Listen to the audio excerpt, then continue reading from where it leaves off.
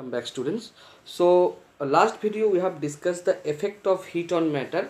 So now the first point, that is your expansion. So what will happen after the heating? Means suppose that I have a solid balls, and whenever you have heated it, and that particular solid ball will be expand. So in case of solid, so like your gases also, like your balloons can easily fly. So these are the example whenever this kind of things that is involved in case of expansion process. Like your liquids also, liquids whenever I have heated it, the liquids and liquid can also expand in case and go to the highest, that is vapor state.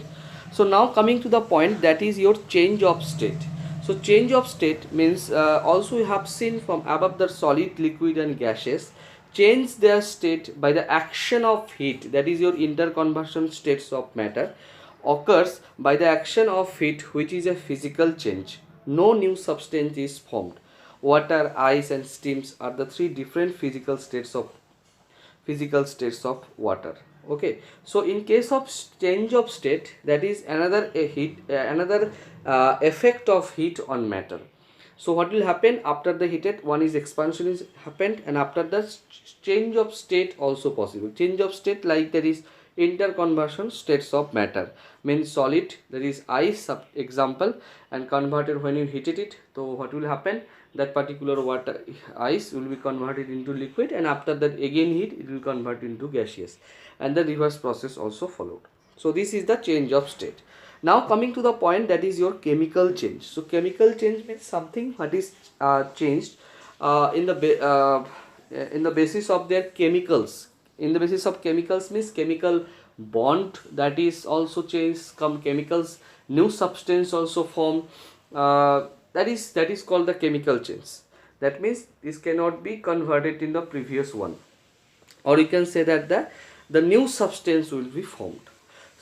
Okay, suppose that I have taken one example of limestone, that is your calcium carbonate, and whenever this calcium carbonate heated strongly, so it decomposes, means broken into the two part, that is your calcium oxide and carbon dioxide. So this calcium oxide and the carbon dioxide properties is different from the calcium carbonate. That means totally new substance is formed. So this is the effect of heat on matters. So these are the 3 points, that is expansion, change of state and the chemical change.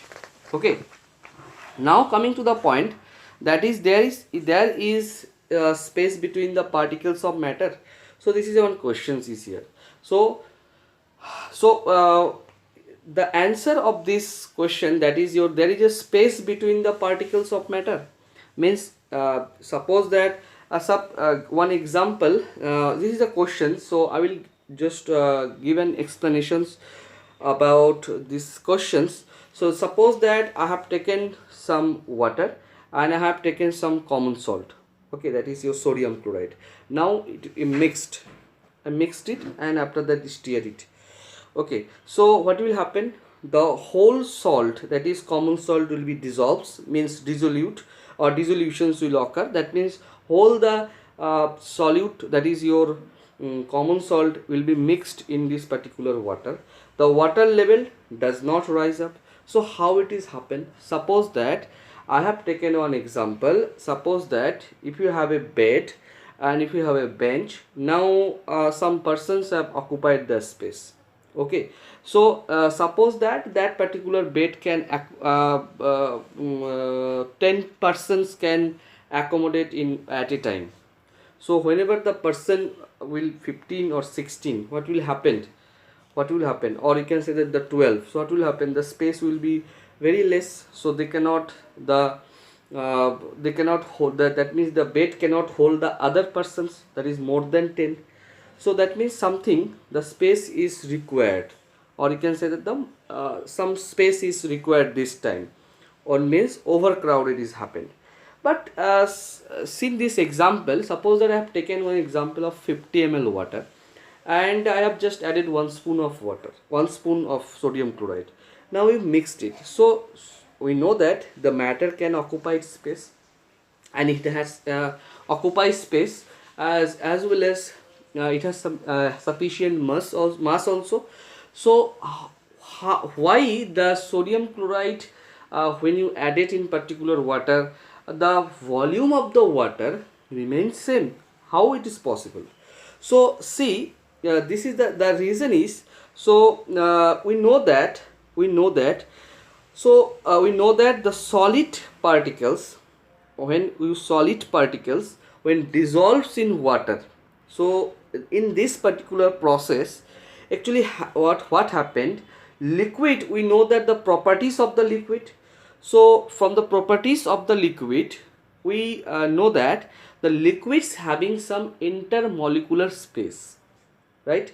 So that particular intermolecular space can occupy the solid substance. That means in this particular case, sodium chloride. So sodium chloride can easily accommodate on that particular space. That's why the volume of the water, okay, the volume of the water, or you can say that the water level does not rise up.